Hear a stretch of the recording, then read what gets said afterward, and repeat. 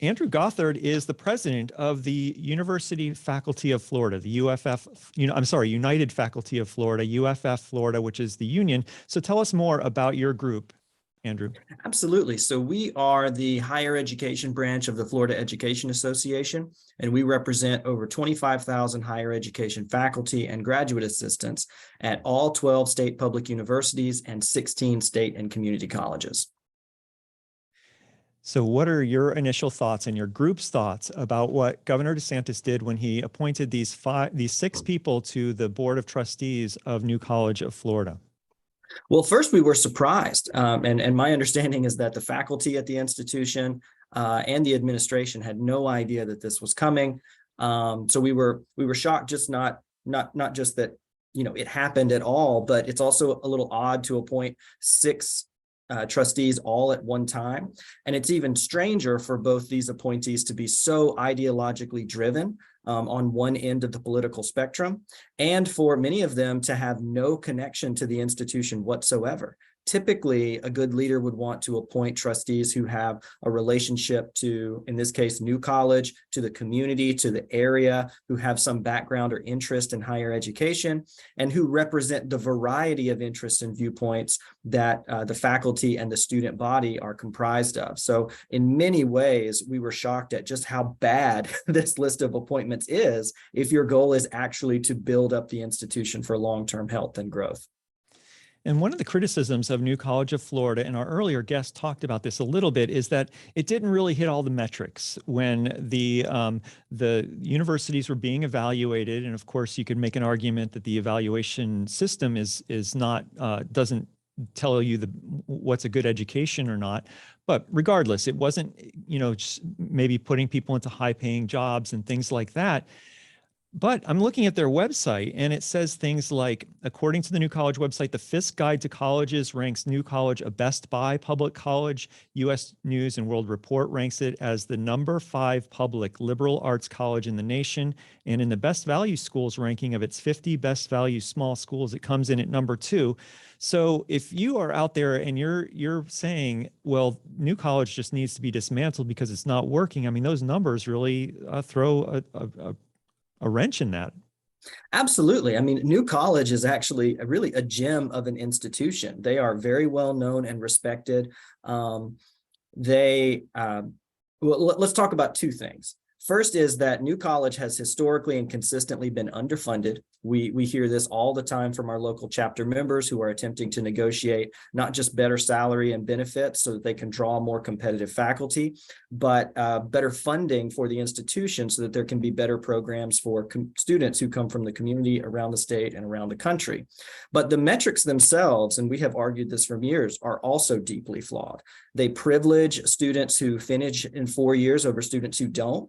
They privilege students who do the entire 4 years of their college education at a single institution, as opposed to doing a few years at a community college and then transferring to finish at a university. So as long as you come from a wealthy family where you don't have to work or slow down your education to take a little bit more than 4 years, you are if you do that sort of straight through in 4 years, the metrics say you look great and your institution looks great for doing that. But if you're any student outside of that, which by the way is most students in the state of Florida, suddenly your institution gets penalized by these lopsided metrics. So I would encourage you and all of your listeners, if you're trying to judge the actual quality of an institution, don't look at the metrics, actually look at the faculty, look at what the students accomplish, and look at some of these larger, more objective analyses of what college education actually looks like on the ground. So how might these 6 appointees, if they are successfully accomplish what it seems like the whole point of this is, how might that change New College of Florida? Well, that's a really good question. We don't really know yet. We see some of the rhetoric coming out of some of these appointees talking about wanting to establish a classical education. And that's language that comes out of, that seems to be the very popular thing for charter schools to do right now, or individuals who are trying to undermine public K-12 education.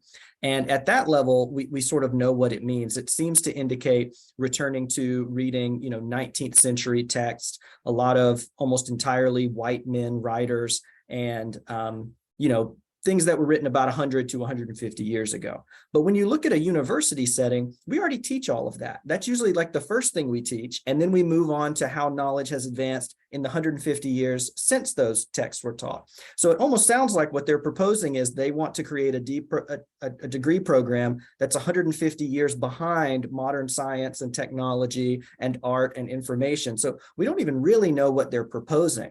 And that's the real problem here. When you appoint people to these kinds of roles who are clearly only politically and ideologically motivated, but really don't have the experience when it comes down to building strong programs and maintaining a healthy institution, you hear ideas like this that sound good in propaganda or sound good on a campaign poster, but don't actually make any sense when it comes to serving the interests and the needs of students who need to be competitive in a national and international job market.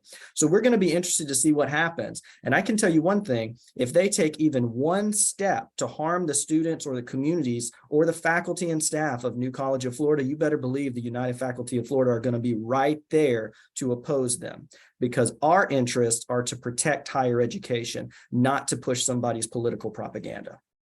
Our guest is Andrew Gothard, president of United Faculty of Florida. You're listening to WMNF's Tuesday Cafe. I'm Sean Kinane. It's 10:29 in the morning, and we're talking about New College of Florida.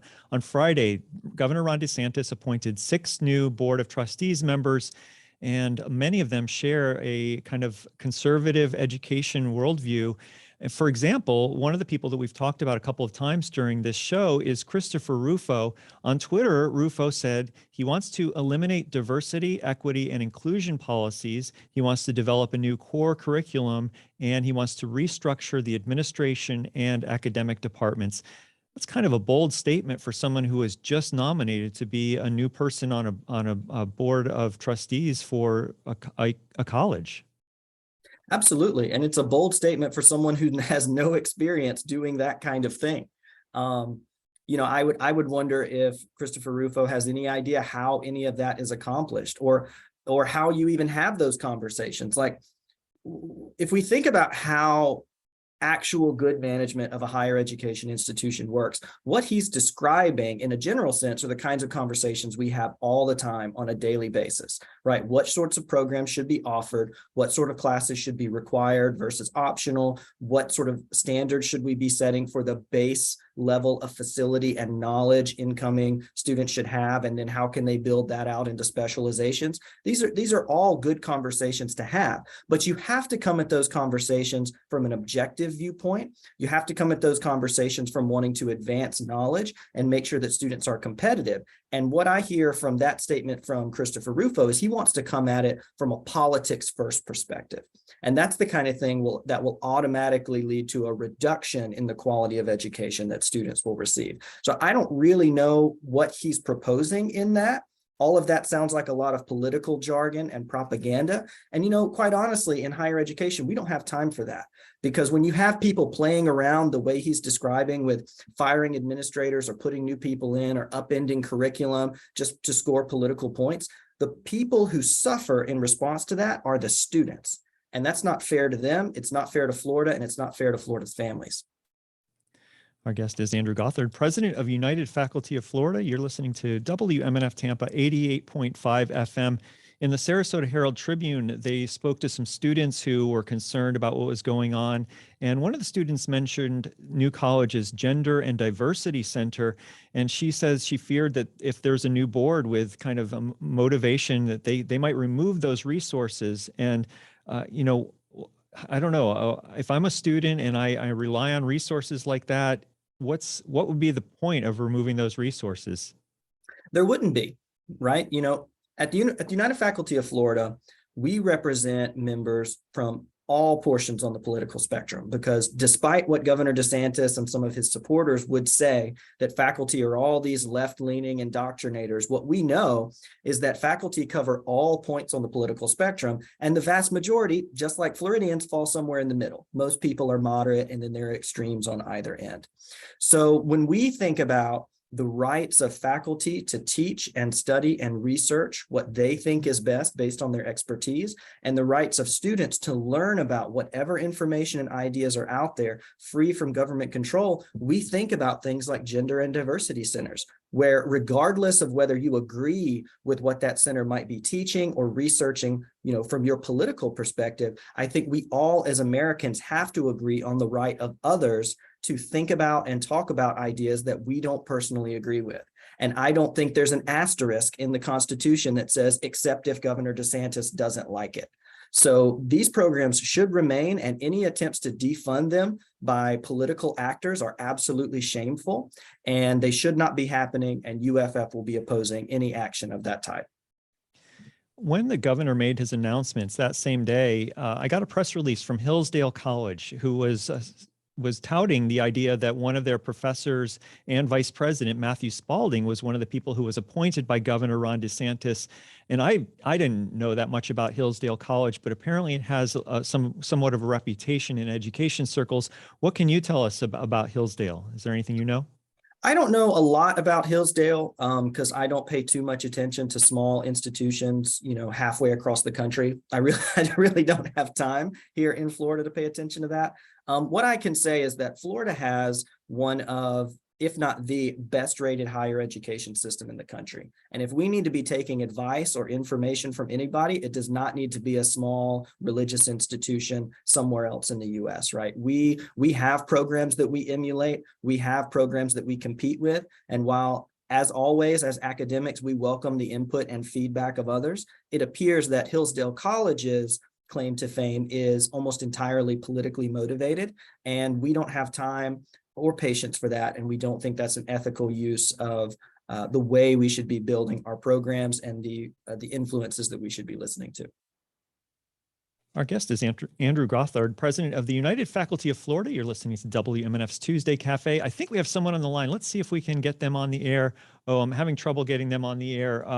But let me read this quick email before we get back to more questions. And maybe you have a comment about this. Charles writes, he has predictions about this whole situation. He says that local donations will plummet, students will leave, maybe resulting in New College going away. Professors will follow the students elsewhere, and donations and grants will sue for performance, and then there will be lawsuits, and some ultra-rich person will throw money at, not sure what this person is saying there, but so this person's painting a gloom and doom situation of what the future could be for New College.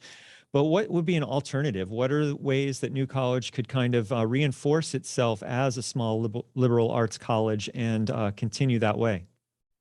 Well, I will say for the emailer's comment, unfortunately, that is a potential direction this could go. And one item we could add to that would be accreditors being very upset. There's a chance New College could lose accreditation or have its accreditation placed on hold or probation due to undue political influence and other sort of factors that accreditors usually guard against.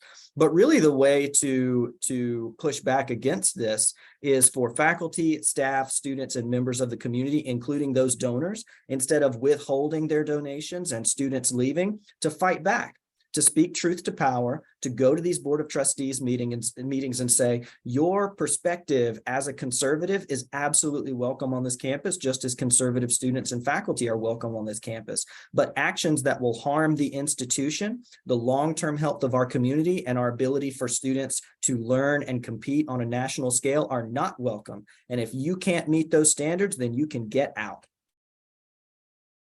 Our guest is Andrew Gothard, president of United Faculty of Florida. We have him on Zoom for just a few more minutes. And if you'd like to weigh in by making a phone call, 813-239-9663. You can also email us at dj@wmnf.org, or you can text 813-433-0885. So tell me more about the eliminating diversity, equity, and inclusion policies. That was something that Christopher Rufo wrote about, but it also has something to do, it seems like it's connected with an order that came from Governor DeSantis recently about having all these state universities tell how much they're spending on diversity and inclusion.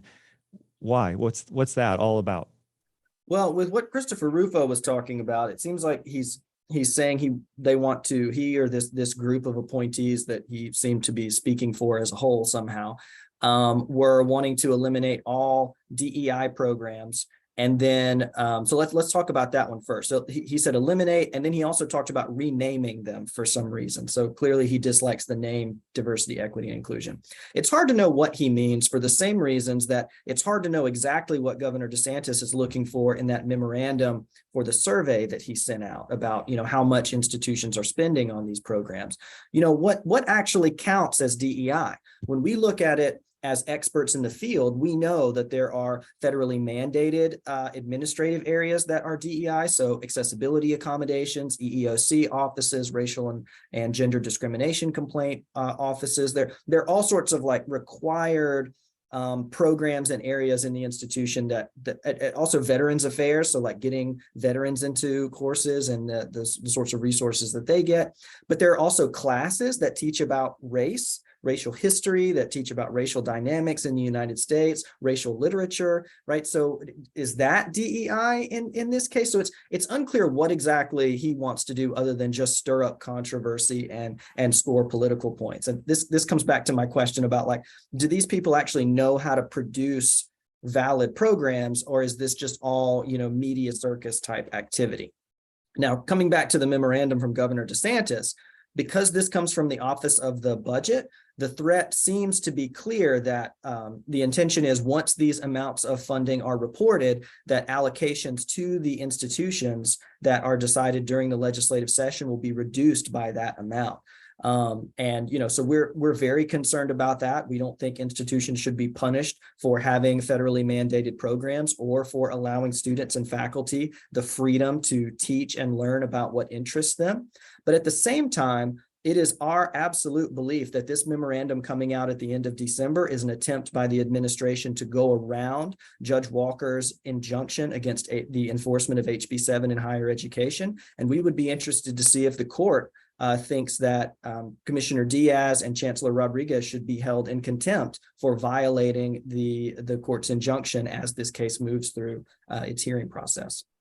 And the actual language of the office from the office of the governor, this memorandum, it says that the governor's office wants the state university system to tell them the expenditure of state resources on programs and initiatives related to diversity, equity, and inclusion and critical race theory within our state colleges and universities. So we definitely notice a theme here where all these buzzwords, which honestly, as someone who has spent quite a number of years on university campuses, those are just normal things that you learn about in as part of a university setting. And it seems like now it's like pariah words. Absolutely. Once again, Governor DeSantis, when he gets in front of people and starts giving speeches, even at his most recent, second inauguration speech, he talks about believing in freedom and liberty. He talks a big game, but then when he actually proposes policies and starts working with legislators to write bills, we see time and time again that Governor DeSantis does not actually support free speech. He does not support the free market. He does not support the freedom of the individual. And you can look directly at higher education to see what that looks like. He believes in that all Americans deserve liberty, but there's an asterisk that says, unless Governor DeSantis disagrees with your viewpoint, and then you're done. And so that's not what America looks like. And we are going to fight tooth and nail to protect the constitutional rights of the faculty, staff, and students who make up the higher education system, despite what Governor DeSantis says or wants. Well, I want to thank you very much for coming on WMNF's Tuesday Cafe today, Andrew. Thank you, Sean. Andrew Gothard is president of the United Faculty of Florida. Thanks so much for joining us.